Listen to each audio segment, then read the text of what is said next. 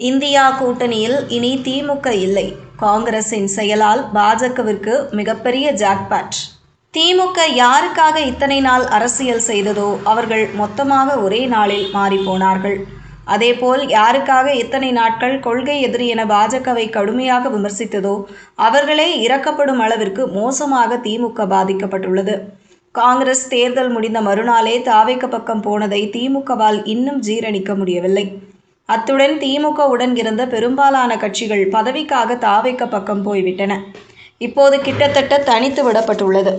இப்படியான சூழலில் தேசிய அரசியலில் பெரிய மாற்றம் நிகழப்போகிறது. இந்தியா கூட்டணியில் இருந்து திமுக வெளியேறியுள்ளது. இது பாஜகவிற்கு மிகப்பெரிய ஜாக்பாட்டாக மாறப்போகிறது. எப்படி என்பதை பார்ப்போம். திமுக 2004 தொடங்கி 2014ஆம் ஆண்டு தவிர மற்ற எல்லா நாடாளுமன்ற தேர்தல்களிலும் காங்கிரசுடன் கூட்டணி அமைத்தே போட்டியிட்டு வெற்றி பெற்று வந்தது.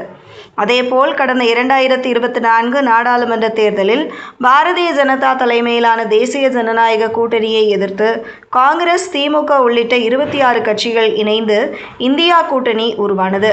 இந்த தேர்தலில் தேசிய ஜனநாயக கூட்டணியிடம் இந்தியா கூட்டணி வீழ்ந்ததால் ராஷ்டிரிய லோக் தளம் உள்ளிட்ட கட்சிகள் விலகியது.